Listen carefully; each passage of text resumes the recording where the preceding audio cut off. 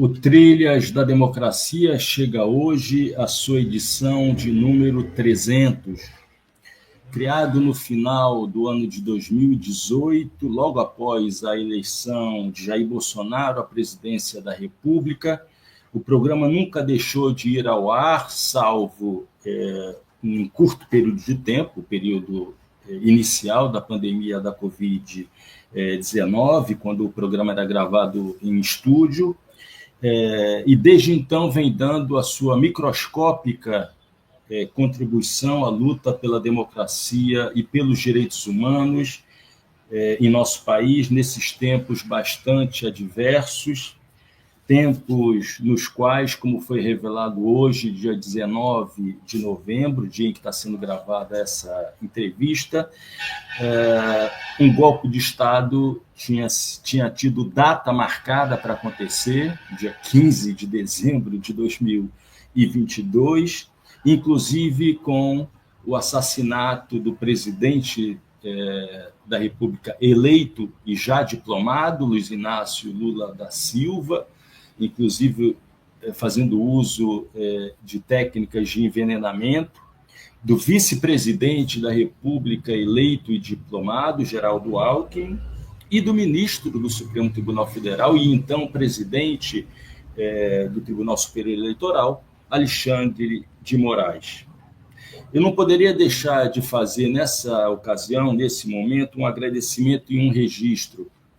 Nesses 5, 6 anos em que o programa passou a ser veiculado na TV 247 e reproduzido na TVT e na Rádio Brasil de Fato, esse programa nunca sofreu nenhum ato de censura, esse programa nunca recebeu nenhuma mensagem que ferisse a sua liberdade editorial. Assim, essa é a ocasião de agradecer à TV 247, à TVT, à Rádio Brasil de Fato, por essa lição prática, concreta, de respeito ao pluralismo das ideias. Bom, a fim de celebrar esse momento, um momento muito especial, nunca imaginei que o programa chegasse à sua 300ª edição. Nesse momento, a fim de celebrar essa edição de número 300, nós recebemos o sociólogo e jurista português Boaventura de Sousa Santos para um diálogo sobre fascismo, fascismo social e neofascismo. Seja muito bem-vindo, professor Boaventura. É um prazer recebê-lo no Trilhas da Democracia, depois daquela entrevista realizada no Recife, na cidade do Recife, dentro de um estúdio, o estúdio da TV Pernambuco, que é a TV pública do estado de Pernambuco, quando do recebimento do título de doutor honoris causa na Universidade Federal de Pernambuco. Seja muito bem-vindo, professor Boaventura, é um prazer enorme recebê-lo aqui. É um prazer enorme estar consigo, Marco, e antes de mais queria lhe dar os parabéns por esta maravilhosa manifestação de uma comunicação social, de um mídia democrático, de luta pela democracia, por essa 300ª emissão. Acho que é notável essa consistência, essa duração, e fico muito feliz por estar aqui ao seu lado a celebrar essa... Mas o senhor é que está de parabéns, de facto. Está de parabéns. Compartilhar a condução dessa entrevista com o professor Boaventura. Eu chamo agora para se juntar a essa mesa redonda virtual, o advogado e assessor jurídico do movimento sindical cultista, Normando Rodrigues. Tudo bem, Normando? Eilo? Olá, Marco. Tudo bem? É, como sempre, uma alegria, uma honra, e mais ainda hoje com o professor Boaventura. Eu faço questão já de saída de registrar que é a primeira vez que li textos do professor Boaventura, era ainda um estudante na graduação de Direito nos anos de 1980, e tomamos conhecimento do trabalho do professor na circunstancialização dos novos direitos, das novas fontes informais de direitos, inclusive com estudos empíricos em comunidades do Rio de Janeiro, através do falecido professor Roberto Lira Filho, que foi de suma importância para a formação crítica do pensamento jurídico da minha geração. Então, professor, do coração, antes de tudo, um muito obrigado profundo pela sua contribuição para a nova escola jurídica no Brasil. Armando, é um prazer enorme, e tudo agora o que acabou de dizer entra muito fundo no meu coração, pela grande admiração que tive a professor Roberto Lira Filho e, obviamente, porque tinha estado consigo e agora, de novo, aqui estamos a discutir os temas que nos interessam, e eu acho que é essa convivência democrática que a gente tem que cultivar cada vez mais neste ambiente de guerra em que nós nos encontramos, de destruição, de violência, e, portanto, muito obrigado pela sua presença, fico muito grato também e fico muito feliz por estar a conversar consigo e com o Marco, obviamente. Professor, já se vai algo em torno de 25 anos de quando o senhor lançou o conceito de fascismo social, a fim de caracterizar, abro aspas, um regime social e civilizacional, fecho aspas. Não um regime político como aquele clássico dos anos 20, 30, 40, no qual, abro aspas de novo, em vez de sacrificar a democracia às exigências do capitalismo, promove-a até não ser necessária nem conveniente sacrificá-la para promover o capitalismo, fecho aspas. Uma modalidade de fascismo dotada de 3 formas fundamentais de sociabilidade: o fascismo do apartheid social, o fascismo da insegurança e o fascismo paraestatal, com as suas 2 vertentes, o fascismo contratual e o fascismo territorial. Professor, eu gostaria de lhe perguntar, nessa primeira leva de questões, como é que se deu a gênese desse conceito? Em que momento esse fascismo social tornou-se um neofascismo político?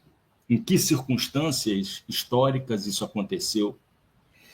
Quais são os elementos de permanência e de ruptura entre o fascismo clássico e esse neofascismo que está diante de nós?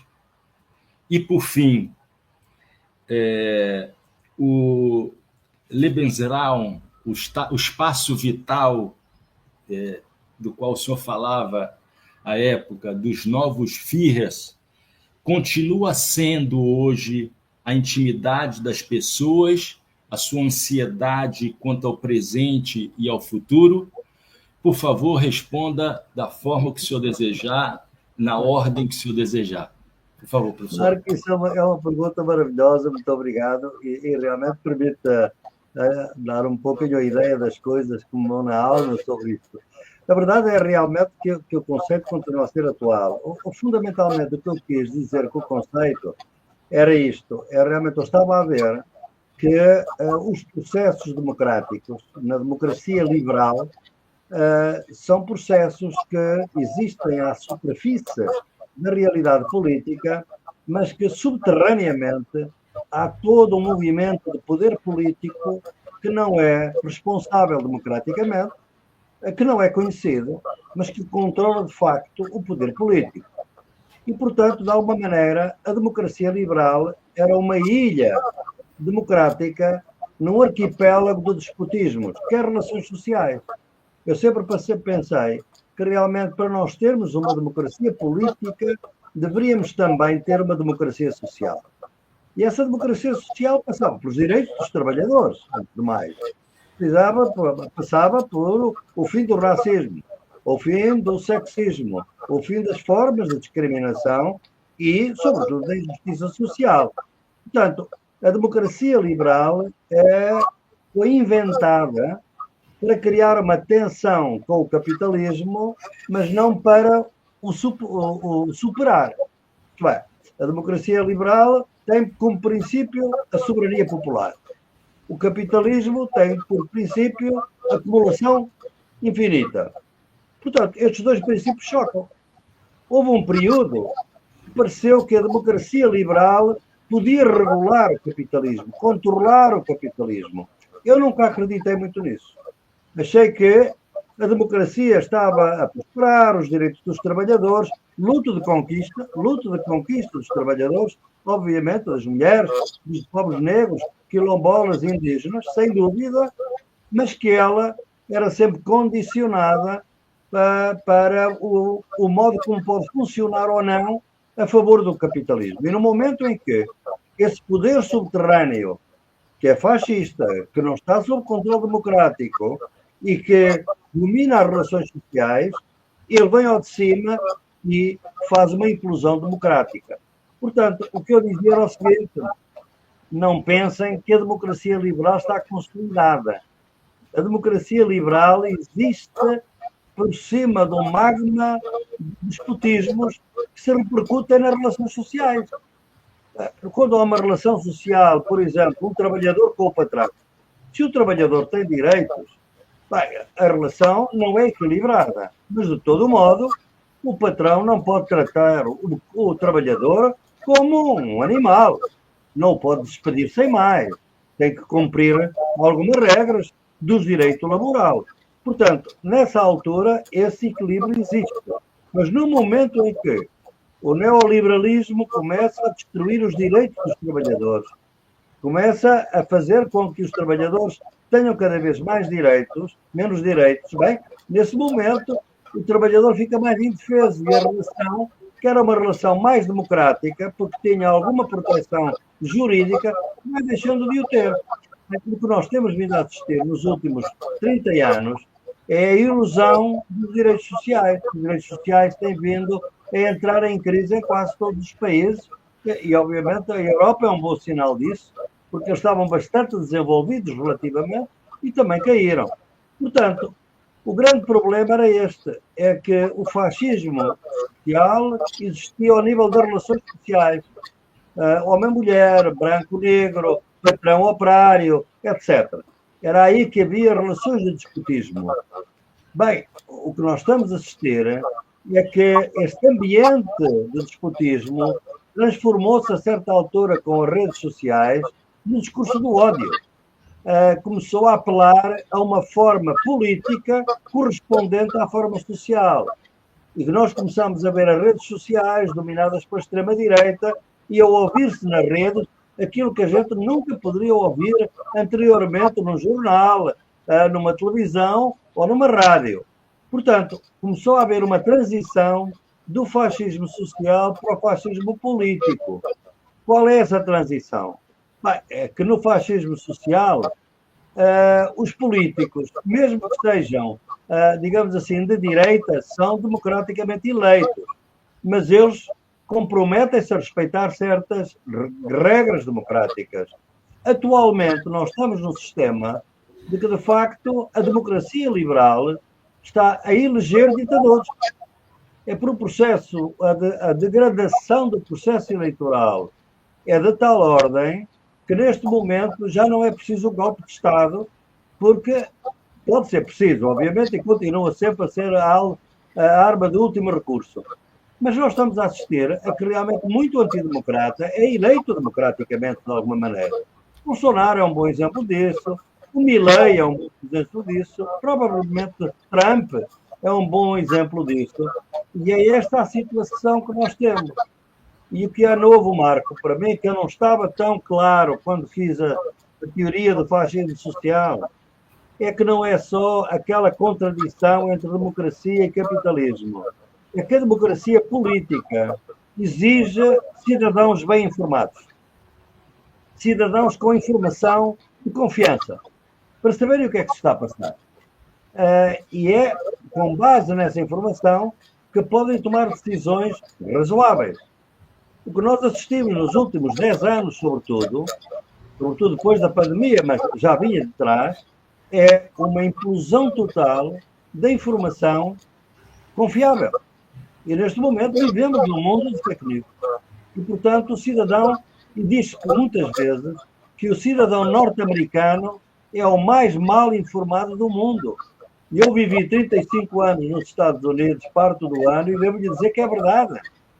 Eles não têm informação alternativa. Este tipo de discussão nossa de alguma maneira, é muito mais marginal ainda nos Estados Unidos. E, portanto, não há uma informação e nós estamos a assistir a uma transição gradual, mas, em meu entender, para já irreversível, da democracia liberal para aquilo que O'Donnell chamava as democraduras. Isto é uma mistura de democracia e ditadura, onde há algumas regras formais do jogo democrático, mas onde a democracia, de facto, desapareceu. Ele chamava isso de democraduras. Portanto, vamos ver o que é que vai dar, mas neste momento eu vejo essa transição. Este fascismo não é um fascismo do tipo, este neofascismo não é um fascismo do tipo anterior. Não é um fascismo que assente, por exemplo, em movimentos de massas muito organizados. Neste momento, o movimento de massas está organizado ao nível das redes sociais. E é outro tipo de organização. Não é a organização do Partido Fascista, do Mussolini, ou do Partido Nazi, do Hitler. É outra coisa, não é? Agora, é também, obviamente, um apoio de massas. Existe, aliás. Nós vimos isso também na tentativa, depois da eleição. Agora sabemos mais com essas notícias que me acaba de dar, mas vimos também, logo depois da tomada de posse do presidente Lula, o que é que isso significou. Ou seja, nós estamos num momento extremamente difícil, em que as forças democráticas estão com dificuldade em poder superar as forças fascistas que estão no terreno, com mais poder, com mais informação que nós, porque eles têm acesso a toda a nossa informação. O nosso programa está a ser conhecido por eles. Nós não sabemos o que é que eles pensam, mas nós sabemos que esta informação vai para os Big Data e, portanto, ela vai ser entrada no algoritmo do que é que se fala de democracia. Nós estamos num momento complicado, Marco e Normando, mas é um momento que nós não sabemos por onde vamos caminhar. Agora, a verdade é esta. Eu vejo realmente a passagem de um fascismo social para um fascismo de tipo novo, político, que não é tanto mérito das forças de extrema-direita, mas também o resultado de muitas forças de esquerda não terem sabido oferecer uma alternativa. E isso é que é o grande problema. Desde a queda do Muro de Berlim, a esquerda não tem uma alternativa. Uma alternativa socialista, para mim. Socialismo democrático. Não tem. E, portanto, começou a abrir mão dos próprios direitos sociais. A crise do sindicalismo, obviamente, veio com isso. Portanto, a esquerda realmente entrou, por exemplo, nas lutas identitárias e esqueceu-se da injustiça social, dos direitos sociais, dos trabalhadores. É verdade que o Brasil é muito contraditório. Ainda agora surgiu um movimento de vida para além do trabalho. Ou seja, no fundo, a ideia da justiça social está aí. E são esses elementos que devem ser integrados pelas grandes instituições. Eu saúdo que esteja aqui o Normando, porque realmente é muito importante que a CUT, os sindicatos, os partidos de esquerda, não deixem que estes movimentos que surgem à margem dos partidos sejam canalizados pela extrema-direita. Porque já vivemos isso em 2013. Os senhores viram que era o passe livre. O passe livre era uma agenda de esquerda. Mas nos dias seguintes foi cooptada pela extrema-direita. Quem analisou a rede, e há uma tese de doutoramento sobre isto, mostra claramente. Portanto, eu tenho de dar muita atenção às forças de esquerda, que estejam atentas ao que o povo vai dizendo, às manifestações que vão tendo lugar, para que não sejam aproveitadas pela extrema-direita. Que é o que ela tem feito. Ela tem-se aproveitado das nossas bandeiras, digamos. Ela não criou novas bandeiras. Aproveitou-se das nossas.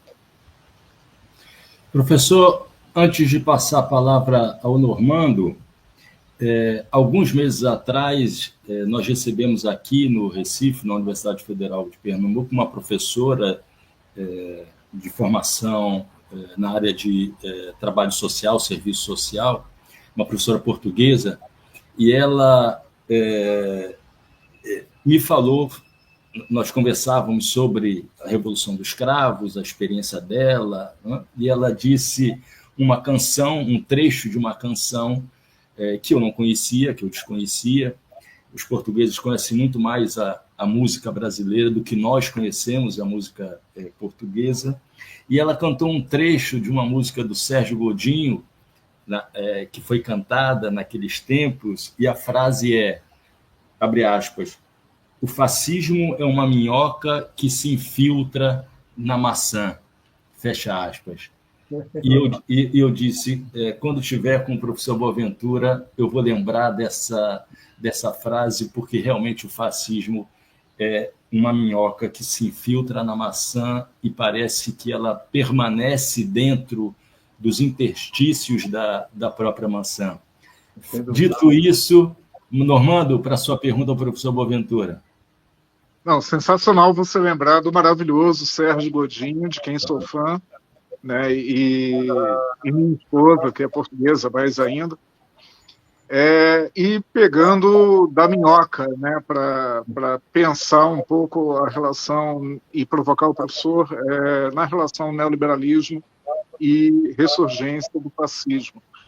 Recentemente até fez bastante sucesso o livro da jovem economista italiana Clara Mattei, né, sobre o quanto as políticas de austeridade levaram ao ressentimento social e à construção do fascismo, uma lógica que, grosso modo, a gente pode dizer que seriam como que o Tratado de Versalhes para a vitória mutilada na Itália e a crise de 29 para a Alemanha.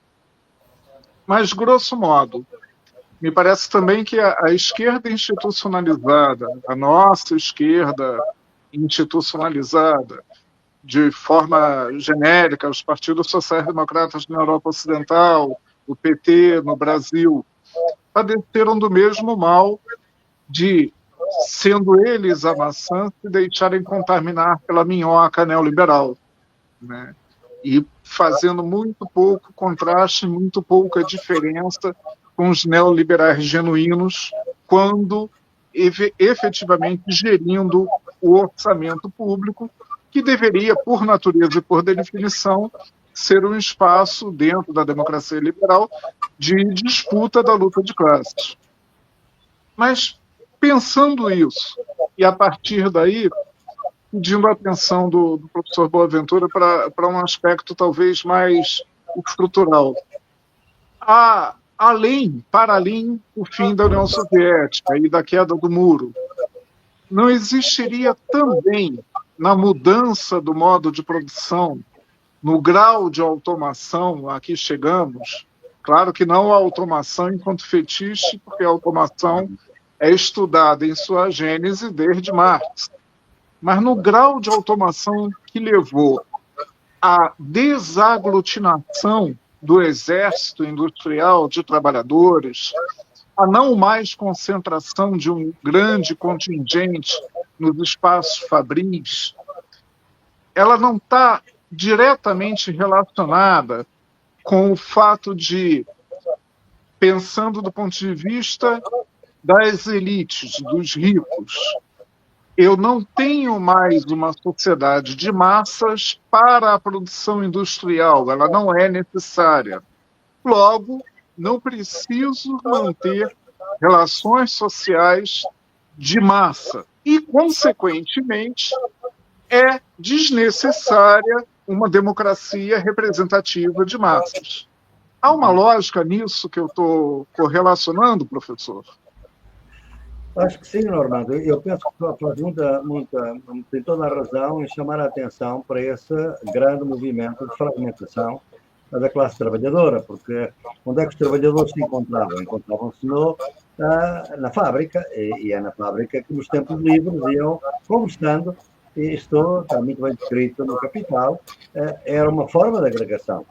E o senhor vê hoje que realmente as pessoas têm formas de agregação, não é no trabalho, praticamente, na medida em que realmente a inteligência artificial, sobretudo, vai significar um nível muito mais alto de automação, empresas que estão a pedir trabalhadores em grande massa, no caso dos Estados Unidos, por exemplo, não é? Mas é que as pessoas deixavam de poder conversar umas com as outras. Realmente esta capacidade de trocar ideias a partir da diferença, veja que na fábrica Não eram todos os trabalhadores a favor sequer da organização sindical quando isto começou. Havia debates entre os trabalhadores se deviam sindicalizar ou não, porque a violência contra os sindicatos era de tal ordem, como foi a primeira greve, foi bombardeada em Filadélfia por um avião, quer dizer, era perigoso, e discutia-se. E era na base da discussão que surgiam, e se foi surgindo a ideia de agregar, primeiro para defender os direitos dos trabalhadores, e depois, através do sufrágio, os trabalhadores começaram a votar e começaram a pensar que realmente podiam planificar a sua vida. Porque, fundamentalmente, os trabalhadores, naquela altura, não podiam planificar, porque podiam ser despedidos no dia seguinte. Quem é que se vai preocupar com a democracia se tem os filhos para alimentar, se tem a família para alimentar, a renda para pagar, e nunca sabe se no dia seguinte está desempregado, não é? Foi um movimento extraordinário.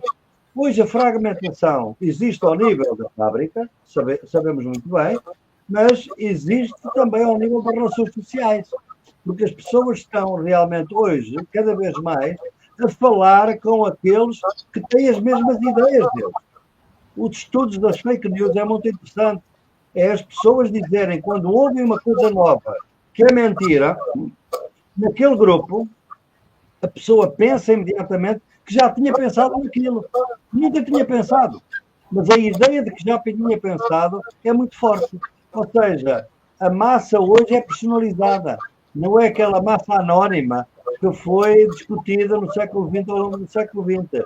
É uma forma de desarticulação de individualismo de tal maneira fragmentado, que está muito bem descrito pela forma da uberização da economia, em que realmente já não há trabalhadores, há colaboradores, e como há colaboradores, cada um colabora com um chefe que não conhece, uma empresa que não conhece, e o poder tornou-se muito anónimo, tão anónimo, que quando se pergunta, mas tu vais lutar contra quê?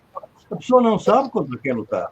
Vai lutar contra o dono do restaurante que ele entrega a comida? Não, porque esse dono do restaurante está dependente da Uber para poder. E a Uber está, hoje em dia, financiada pela BlackRock. Afinal, quem é o dono da Uber? Quem é o dono da Google? Quem é o dono destas empresas? As empresas que fornecem armas nos Estados Unidos e produzem, a Raytheon, a Boeing, a Lockheed, são todas propriedades da BlackRock. Eu ainda há pouco dizia numa crónica que 30% da terra da Ucrânia está nas mãos de 3 grandes empresas americanas, a Cargill, a Monsanto e uma outra, a DuPont. São 3 grandes empresas que já conquistaram a terra, mas essas 3 empresas são já propriedade do grande fundo de investimento chamado BlackRock, que é o maior investimento do mundo. Portanto, quem é o patrão? Esta anonimização deu-se agora, não para o lado do trabalhador, mas também para o lado do patrão. Ninguém sabe quem é o patrão. E é por isso que se tornou muito difícil a luta tradicional. E é por isso que nós também temos que inventar novas formas de luta. Quando veio o Fórum Social Mundial, como o senhor se lembra, e o Marco, de que eu fui um grande ativista em 2001, era o primeiro sinal de que as coisas estavam a mudar.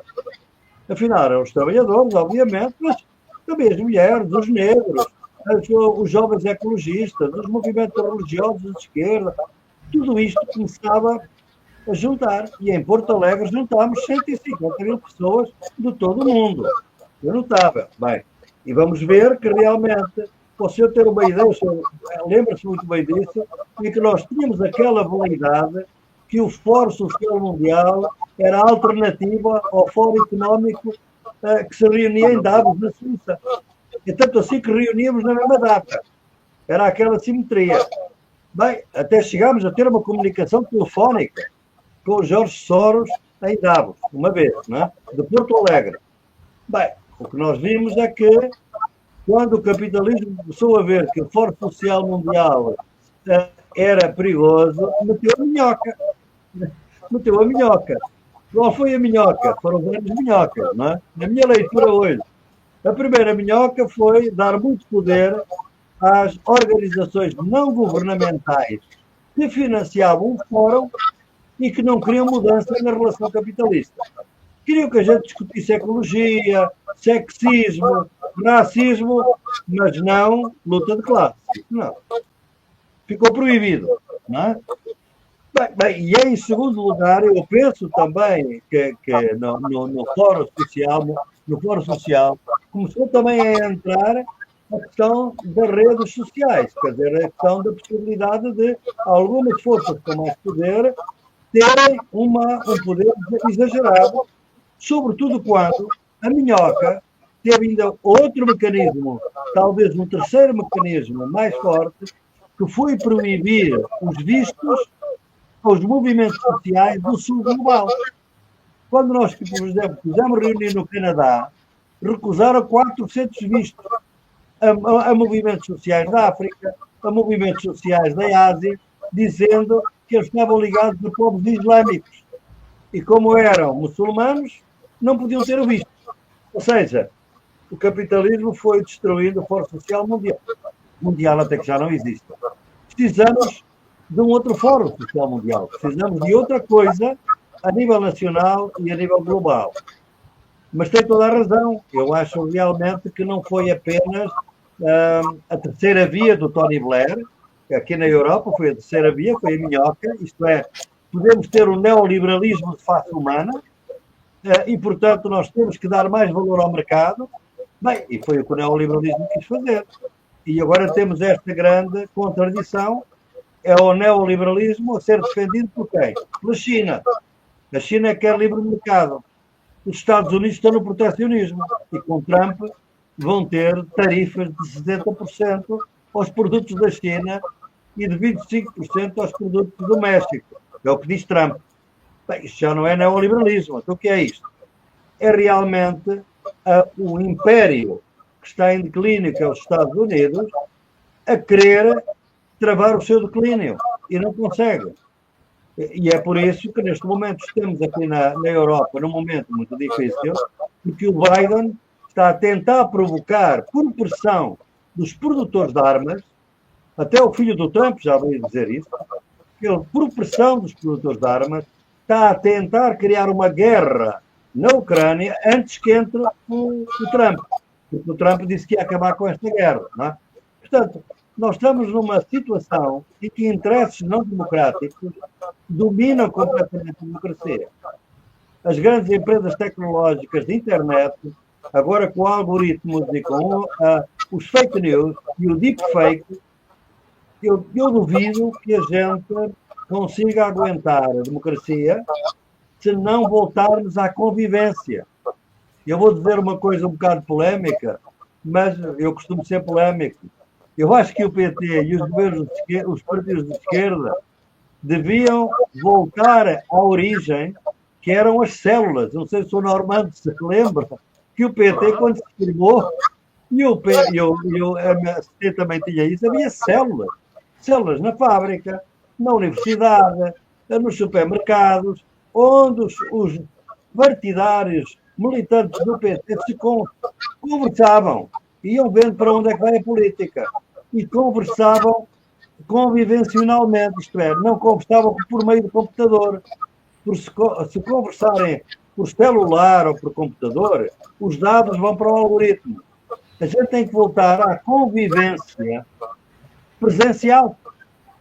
E isso é que está a ser difícil, porque depois da pandemia ficámos todos isolados e agora já não sabemos voltar à convivência do café, do botequim, da conversa amena durante umas horas, da família, de reuniões de família, porque a gente às vezes reúne a família e cada um está a olhar para o celular. E é uma tristeza ver entrar no restaurante, casais sentados à mesma mesa, cada um olhar para o seu celular. Que tipo de convivência democrática podemos nós instaurar aqui? Portanto, o problema é complicado, realmente. Professor, vê-lo fazendo uma análise do porquê o Fórum Social Mundial entrou em crise é importante, entre outras coisas, porque nesse final de semana, o presidente Lula, no encerramento do G20 Social, afirmou criticamente em relação ao Fórum Social Mundial de que ele teria entrado em crise exatamente porque eram muitas as discussões, riquíssimas discussões, que não eram consubstanciadas em prática concreta, em políticas concretas. E existem muitas outras razões que explicam, o senhor acaba de apresentar algumas, do porquê o Fórum Social Mundial entra em crise, inclusive uma que me parece que o presidente Lula, eu gostaria de ouvi-lo a respeito, soube colocar na mesa de discussão, colocar em pauta. Eu estou falando aqui do lançamento pelo presidente, durante a cúpula do G20, já na cúpula do G20, né, da Aliança Global contra a Fome e a Pobreza, que teve a adesão de 82 países, a adesão da Argentina, quando não se esperava mais, né, e que tem como meta a erradicação da fome no mundo até o ano de 2030. Professor, qual é o potencial dessa aliança global fazer aquilo que, na avaliação do presidente Lula, não saía do papel dos fóruns, né, no decorrer da sua história? E qual é o potencial de uma liderança do presidente Lula entre os países do sul global? Lula tem uma potência suficiente para não fazer fazer um contraponto, mas não com a capacidade de se contrapor ao império, e ainda mais um império agora com a presidência de Donald Trump? Por favor, professor. Marco, são duas perguntas, eu respondi a duas perguntas muito interessantes, dois comentários. O primeiro é esse do presidente Lula sobre o fórum. Acho que ele tem toda a razão. Toda a razão. Eu tenho de contar uma história pequenina, muito rapidamente, porque isso aconteceu comigo em 2016. Eu era parte do Conselho Internacional do Fórum Social Mundial e realmente nós quisemos fazer uma declaração, veja, uma coisa simples, que era fazer uma declaração contra o golpe que estava a ser feito contra a presidente Dilma Rousseff. Era aquela altura. E o que aconteceu foi que membros do Brasil, do Fórum Social Mundial, não deixaram que nós fizéssemos essa declaração. Porque o Fórum Social Mundial não era político, não tomava medidas políticas. Portanto, veja, e foram brasileiros, não vou nomear nomes para não ofender ninguém, mas foram brasileiros que disseram: nós não podemos fazer isso, quer mais, para mostrar a paralisia do Fórum e a relevância. Eu, a partir daí, vi que o Fórum estava condenado. O presidente Lula tem toda a razão. Segunda questão. Bem, eu aí tenho que dizer o seguinte: o presidente Lula e o Brasil, o presidente Lula hoje é realmente uma liderança muito respeitada no mundo.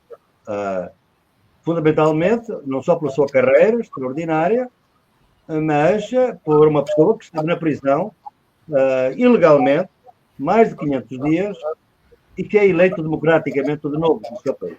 Não acontece, praticamente nunca tinha acontecido, desta forma, não é? Portanto, isto impõe respeito. Além do mais, o Brasil, quando ele saiu, antes do Bolsonaro, caminhava para ser a sexta economia do mundo. Hoje está lá mais para baixo. Mas nessa altura caminhava com muita força. Logo, o Brasil tem potencial. Segunda questão, está a usar esse potencial? Eu aqui, Marco, vou ser um bocadinho polémico. E com toda a minha cumplicidade com o presidente Lula, toda a amizade, eu fui um dos dois intelectuais estrangeiros que foi visitar o presidente Lula a Curitiba à prisão. O outro foi um querido amigo que agora teve um AVC, Noam Chomsky. Não foram muitos intelectuais estrangeiros visitar o presidente Lula. Eu estive lá. Portanto, tenho uma grande admiração por ele. O que eu acho é que o presidente Lula tem o grande poder. Eu, por exemplo, acho que esse programa da erradicação da fome é discurso político, não vai valer nada. Isso não vai ter eficácia nenhuma. Porque já há muitos outros programas com esse tipo. Isso é um dos objetivos do milénio. Mas ninguém faz nada por isso, não é? Veja o escândalo que está a acontecer na COP29, em que há mais lobistas da indústria do petróleo e do gás representantes das 10 maiores delegações de 10 países. Quer dizer, é uma COP para a mudança climática dominada por aqueles que destroem o clima. Não vai haver nada.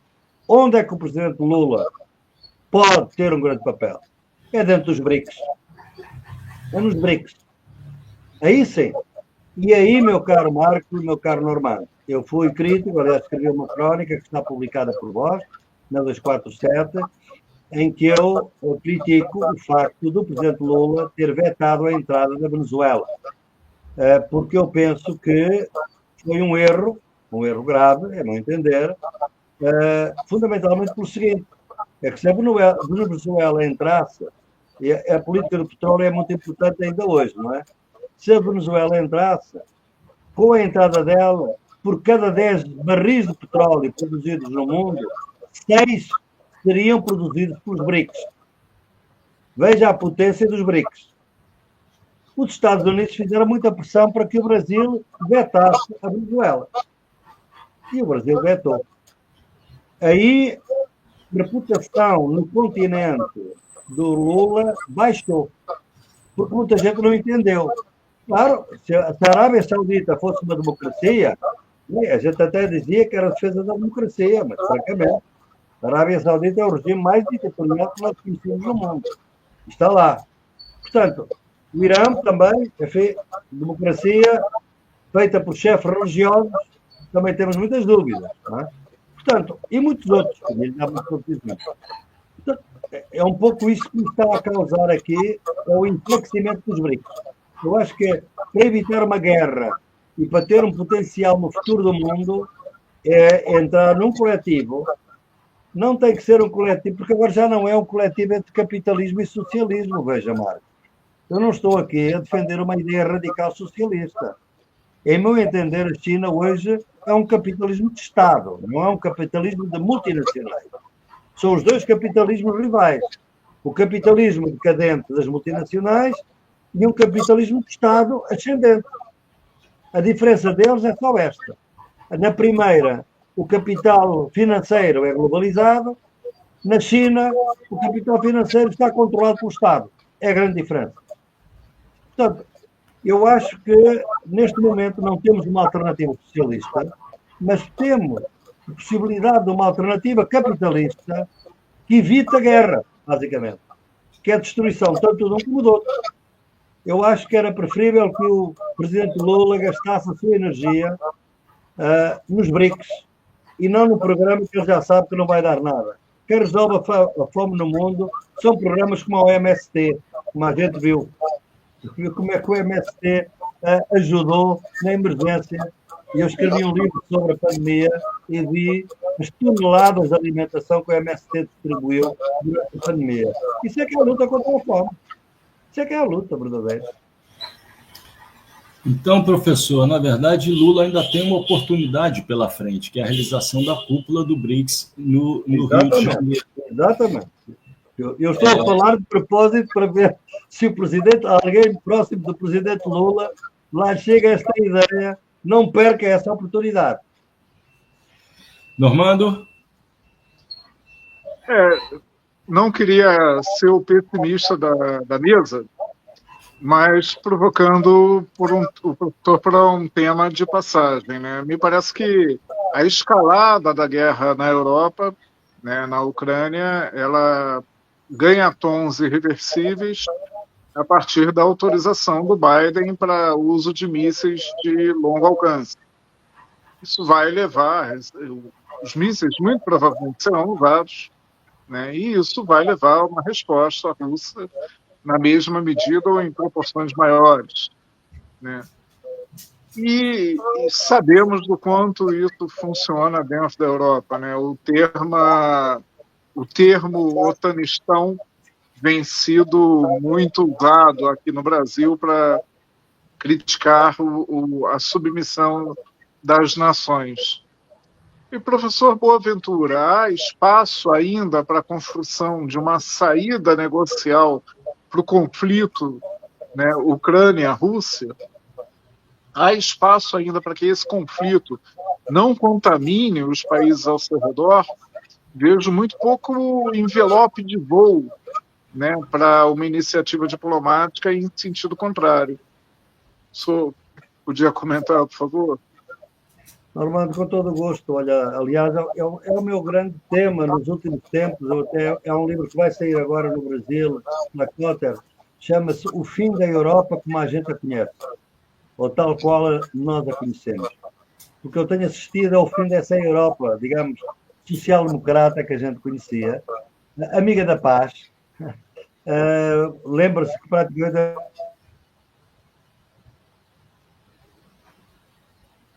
E congelou. Houve um problema na conexão do professor Boaventura. Esperemos um pouco. Provocávamos o professor Boaventura sobre, né, a guerra na Ucrânia, né, e que não é iniciada com a invasão russa. É bom que se diga, é sempre bom lembrar. Né? Retornou, professor. Retornou. Houve uma queda na internet, professor. O senhor dizia... Portanto, o que eu dizia é o seguinte: realmente escrevi esse livro com essa grande angústia. Nós temos na Europa, se o senhor visse as notícias hoje na Europa, aqui em qualquer televisão, a agressão é toda da Rússia, e a Europa está preparada para ir para uma guerra. O presidente Macron acaba de dizer que é legítimo que a gente entre em guerra, que a Ucrânia avance com os mísseis. Aliás, Normando, ela já usou o primeiro míssil. O primeiro míssil já foi usado. A Rússia disse que pode reagir com energia nuclear, com arma nuclear. Então, nós estamos mesmo na vertigem de uma guerra. E porquê é que é isto? Eu vou-lhe dar a minha explicação, que vale o que vale, não é? É realmente uma pressa das forças que nos Estados Unidos querem realmente uma guerra global, porque chegaram à conclusão que a única maneira de controlar a China, porque o objetivo é a China, não é mais ninguém. A China é que conta. A Rússia é um aliado da China. Através da Rússia, a China veio para a Europa. Por isso já foram cortados o Nord Stream. Portanto, eles querem isolar a Rússia precisamente para isolar a China. Não é outro objetivo. Portanto, nós sabemos que estamos numa situação em que, propriamente, pode eclodir a qualquer momento. Esses neocons estão a ver com pânico a entrada do Trump. Porque o Trump disse que ia acabar a guerra, porque o Elon Musk pôs no seu X uma mensagem que, quando eu publiquei, foi o Jeffrey Sachs, mas eu escrevi o mesmo, o senhor não imagina como eu fui insultado e cancelado na imprensa portuguesa quando disse que eu era contra a invasão da Rússia, da Ucrânia, mas que considerava que aquela guerra foi provocada pelos Estados Unidos. Bem, agora toda a gente concorda. Foi uma provocação da OTAN e dos Estados Unidos para criar uma guerra, para neutralizar a Rússia. Bem, eles estão tão aflitos com a entrada do Trump que querem forçar o início da guerra antes que ele chegue. E, portanto, agora vão tentar que haja uma resposta que torne impossível a negociação. Porque, para a negociação, ela vai ter que haver, porque todas as guerras terminam. Portanto, nós podíamos dizer que realmente, se eles não fornecessem, quando eu tive a notícia de que iam fornecer os mísseis, eu pensei, típico dos norte-americanos, dizem que vão fornecer, mas não vão deixar que os mísseis sejam lançados, porque isso vai alterar o panorama. A verdade é que já lançaram um. Estão loucos. É uma loucura, de facto. E, portanto, estão a provocar o Putin ao máximo para depois não haver uma negociação. Para quando o Trump chegar, o Trump já não tem muito a fazer. Porque os fornecedores, as grandes empresas de armamento, querem uma terceira guerra mundial. E querem que essa guerra seja conduzida pela OTAN. Porquê? Porque as armas da OTAN têm uma especificação própria. Não são armas, por exemplo, produzidas por qualquer país. Têm que ser produzidas pelos Estados Unidos ou por alguma empresa que esteja com as patentes dos Estados Unidos. São especificações próprias. E, portanto, é o grande mercado, é a OTAN. Ora, o Trump até disse que queria acabar com a OTAN. Imagina o pânico nos fornecedores de armas que financiam hoje, foram eles que financiaram a campanha, mais do que qualquer outro nos Estados Unidos, estão neste momento. Portanto, nós estamos numa situação em que este império decadente que é os Estados Unidos entrou numa situação de pânico porque pensa que a única maneira de se defender da China é numa guerra, é onde tem superioridade. Porque eles não têm superioridade, nem sequer na inteligência artificial neste momento já têm superioridade.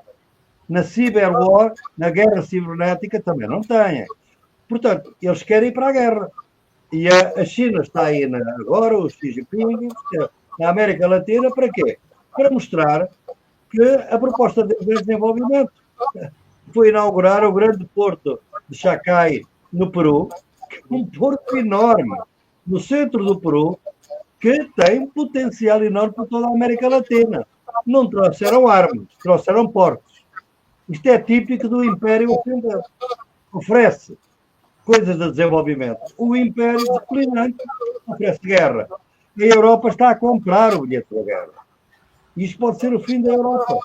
Compreende? E é isso que me angustia, Normando, porque até ao século XIV, sabe o que era a Europa? Era um cantinho da Eurásia que comia bolotas, não conhecia a batata, não conhecia fruta, não conhecia nada. Até ao século XIV, isto era um canto absolutamente selvagem, não é? Porque quem dominava era o Mediterrâneo Oriental. Era onde se fazia a ligação entre o Oriente e o Ocidente. Por isso é que temos a guerra de Israel. Por isso é que o Trump se quer concentrar em Israel. Porque ele sabe que é a ligação entre o Oriente e o Ocidente. A Europa era um bocadinho da grande massa chamada Eurásia, onde está a Rússia e onde está a China. Eles separaram este canto do resto da Eurásia. A Europa não tem petróleo, a Europa não tem recursos. Nós estamos a pagar agora o petróleo 5 vezes mais caro do que pagávamos à Rússia. Por isso é que as empresas alemãs estão a fechar. Por isso é que a extrema-direita pode vir a ganhar as eleições na Alemanha. Ou seja, não é mérito da extrema-direita. É uma política de mediocridade dos líderes europeus que, à esquerda e à direita, prestaram vassalagem aos Estados Unidos e não são capazes de uma política autónoma que salve a Europa da guerra. Caminhamos para a guerra, de facto. E as vozes, devo-lhe dizer, Normando e Marco, hoje ser a favor da paz na Europa é como defender os direitos humanos no tempo do Bolsonaro. Eu lembro muito bem do meu amigo Paulo Sérgio Pinheiro ser considerado suspeito, quase de terrorista, porque era um grande defensor dos direitos humanos. Quem defende a paz hoje na Europa é terrorista. Praticamente é isto que estão a transformar-nos. Daí a dificuldade. Desculpe eu não ser mais otimista, o senhor sabe que eu sou um otimista trágico para quem sempre trabalhou com os movimentos sociais e continuo a trabalhar com eles. Mas, ainda agora estive na Colômbia, movimento indígena, a recuperar terras, que é uma coisa muito bonita, aproveitaram a COP que estava da biodiversidade e estão a ocupar terras na Colômbia. Bom, achei que isso é positivo. Mas são movimentos microscópicos, digamos assim. Não há muitas razões para o otimismo, Normando e Marco. Professor Boaventura, existem determinadas cenas que são sinais do tempo, né? Nesse final de semana aconteceu mais uma edição do UFC Ultimate Fight, aqueles eventos de luta, MMA, né? E houve uma cena em que eu senti saudade do velho, do infalível, não Bruce Lee, mas Muhammad Ali, né? Cassius Clay, porque ao final da disputa do peso pesados, onde um lutador negro estadunidense, John Jones, saiu vitorioso, ele foi até o local em que se encontrava Donald Trump e Elon Musk. Isso num evento que é transmitido para todas as partes do mundo com uma audiência incrível, né? Milhões, centenas de milhões de pessoas assistindo. Mas, professor, eu queria fazer uma ultimíssima pergunta, a gente está chegando ao final do programa. No final dos anos 90, desde o final, na verdade, dos anos 90, do século passado, o senhor falava de radicalizar a democracia, especialmente em contextos de democracia de baixa ou baixíssima intensidade, como uma forma de combater o fascismo social. Marco, pegando carona, e na mesma época o professor Boaventura falava da importância de resgatar a utopia. Exatamente. E a radicalização da democracia é suficiente para se enfrentar o neofascismo político. Democratizar a democracia, esse lema que, para quem vem de uma tradição gramsciana, berlingueriana, né, dos anos 70, até a morte de Berlinguer em 1984, era uma forma de estabelecer uma relação de complementaridade com a defesa do valor universal da democracia dos comunistas italianos. Ainda é possível enfrentar o neofascismo político através da democratização, da radicalização da democracia, da democratização da democracia, professor? A minha resposta é sempre para eu sempre defini o socialismo como democracia sem fim. Isto é, a democracia não pode ficar apenas no sistema político, tem que estar nas relações da fábrica, nas relações de trabalho, da comunidade, da família, da rua. É uma democratização que tem que ser muito mais para além do que é o sistema político. Agora, realmente, eu hoje penso, efetivamente, a esperança, onde eu tenho a esperança, de alguma maneira, é numa coisa que realmente, para mim, o Brasil foi extremamente criativo naqueles primeiros anos, depois da transição democrática, e sobretudo no final da década de 80, onde não foi apenas o Fórum Social Mundial, foi antes disso, 1989, eu aprendi muito com o Olívio Dutra em Porto Alegre, e depois com o Tasso Genro. Porquê? Porque foi aí que se lançou o orçamento participativo. E, portanto, eu vi aí que aquilo que eu tinha escrito nesse livro Democratizar a Democracia, é que a democracia representativa não se aguenta sem a democracia participativa. E que os partidos atuais têm os dias contados. Porque os partidos têm que ter democracia participativa dentro deles. Por exemplo, quem nomeiam os candidatos, qual é o programa, tudo isto devia ser muito mais participado através de conselhos de cidadãos, de partidários, que pudessem, de alguma maneira, participar na vida do partido que é representativo. Curiosidade, esta ideia, por isso eu digo que o futuro da democracia está nos partidos de movimento. O PT já foi um partido de movimento, hoje não é, mas pode voltar a ser. Há pouco tempo, há 3 semanas, tive uma longa conversa com uma pessoa que pode vir a ser a presidente da Colômbia depois do Gustavo Petro. Chama-se Carolina Cortes, médica, foi ministra da Saúde. E ela queria conversar comigo sobre um texto que eu escrevi já há anos para um partido espanhol, nem foi para o português, foi para o Podemos de Espanha, sobre o conceito de partido de movimento. Como é que um partido se transforma ele próprio de maneira que contenha dentro uma convivência democrática, participativa, que não pode, efetivamente, ter lugar apenas de 4 em 4 anos. Tem que ser uma prática cotidiana. E eu não estou a ser nada radical. Isto é o que fazem as igrejas evangélicas, meu caro. As igrejas evangélicas são as únicas que estão a viver na periferia. A esquerda não vive na periferia. Os líderes de esquerda não vivem na periferia, nem conhecem a linguagem da periferia. Mas os pregadores conhecem. Portanto, a esquerda tem que aprender também. E, portanto, essa é a democratização. Eu confio que nós tivéssemos mais democracia participativa nos partidos. Isso ia levar à democratização, por exemplo, dos médias. Nós temos que ter outro sistema mediático. E este leva-nos à catástrofe. Veja aqui agora o que está, as redes sociais estão a falar na Europa, vamos à guerra, vamos à guerra. E o algoritmo puxa as mensagens da guerra e do ódio para cima. As pessoas só ouvem de guerra. ninguém houve paz, ninguém houve democracia. E no Brasil vai acontecer o mesmo no momento das próximas eleições. Portanto, preparem-se, porque as próximas eleições no Brasil vão ser decisivas. A extrema-direita foi vencida conjunturalmente ou foi vencida estruturalmente? Esta é a grande pergunta que está em aberto e eu acho que os brasileiros têm que se perguntar muito bem, porque se foi conjunturalmente, então cuidado, preparem-se para 2026. E não contem com a lealdade dos Estados Unidos. Nunca. Vejam quem é que fazia, como é que vocês chamam, grampear o telefone da Dilma Rousseff. Era o grande presidente negro democrático Barack Obama. É que na América não é o presidente que manda, são os negócios. E, portanto, podem crer que Elon Musk ou Biden o que querem é a Amazónia. O que querem é a Amazónia.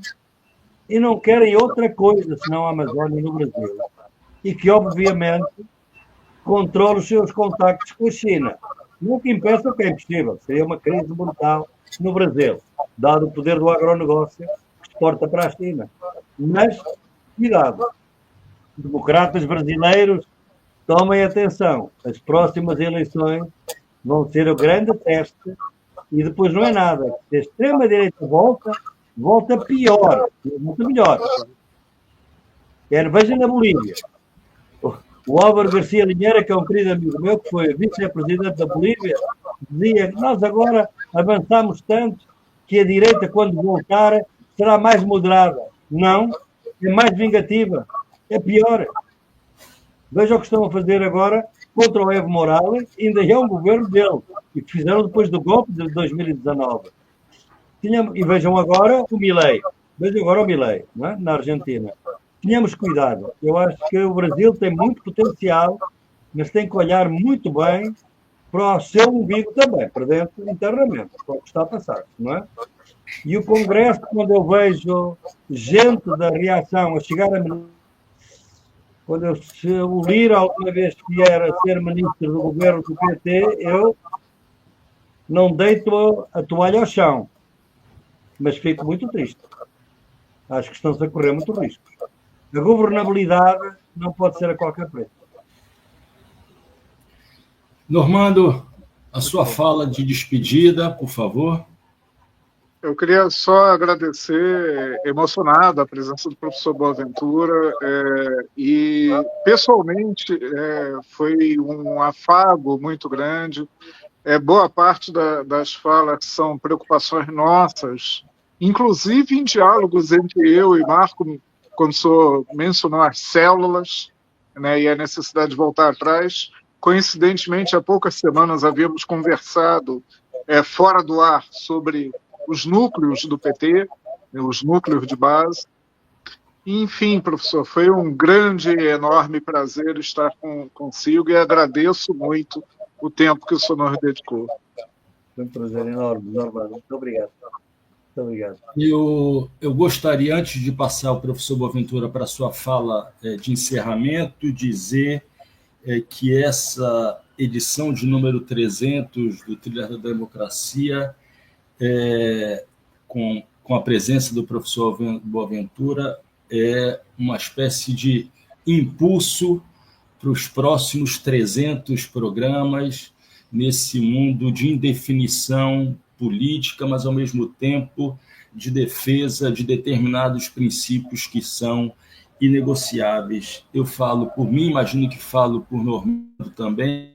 Uma boa parte desses princípios foram sendo construídos nos últimos 30 anos, dialogando com o professor Boaventura a partir dos seus livros e das suas intervenções. Por isso, a importância desse programa, que é, ao mesmo tempo, um programa de reconhecimento daquilo que foi produzido pelo professor Boaventura, e eu não falo apenas em livros, em artigos, né, mas as suas intervenções sociais e políticas nos últimos 30 anos, pelo menos, digo eu, nos 30 anos em que eu acompanho o professor Boaventura. Professor, passo a palavra ao senhor para as suas últimas palavras nessa comemoração de 300 programas do Trilhas da Democracia. Por favor. Meu caro Marco, meu caro Normando, eu saio desta conversa um pouquinho mais otimista, sabe? A convivência democrática dá-nos isso, a gente fortalece-nos uns aos outros, a gente transmite energia uns aos outros. Eu ver-vos aí firmes na luta ajudam-me a ficar mais firme na minha luta. Na luta pela democracia, pela justiça social, por uma sociedade profundamente democrática, intensamente democrática, que não é esta que a gente vive, na luta contra a guerra e contra o fascismo. Eu penso que realmente eu fico com mais força. Nós realmente que trabalhamos também com os movimentos sociais, sabemos que não podemos ser nunca totais pessimistas, porque os pessimistas acabam no cinismo e o cinismo acaba na extrema-direita. Nós não somos desses. Nós não deitamos a toalha ao chão. Nós seguimos na luta em contextos difíceis. A gente sabe que os contextos são difíceis e o Marco e o Normando têm muita atenção. É preciso defender a TV 247, as trilhas da democracia. O que eu estou a ver é que, às vezes, basta uma intervenção de um grande senhor dos Estados Unidos e uma determinada rádio vai para o ar. Eu estou, neste momento, impactado como é que uma grande rádio da África, uma grande distribuidor de notícias, que era o chamado African Stream, deixou de estar no ar de um dia para o outro com uma frase do Anthony Blinken, dizendo que eles eram financiados pela Rússia, a TV russa. Uma mentira total. Uma mentira total. Portanto, é preciso defender estes meios que nós temos, defender a democracia e, fundamentalmente, defender agora que o Brasil vai entrar neste processo praticamente já quase pré-eleitoral. Todos os democratas tentem ver se a esquerda consegue buscar mais o que a une do que a divide. Porque realmente é a divisão da esquerda que nutre a própria direita, não é? Portanto, eu fico com mais energia, a luta continua, a vossa e a minha, e continuaremos. Um grande abraço agora para os novos e para os próximos 300 programas. Já cá não estarei, mas terão outros mais jovens que eu, eventualmente com uma mensagem ainda mais convincente. Um grande abraço para vós. Grande abraço, professor. Grande abraço, Normando. E o Trilhas volta no próximo final de semana, recomeçando mais uma vez o primeiro dos próximos 300 programas. Até lá, um grande abraço. Obrigado, um abraço.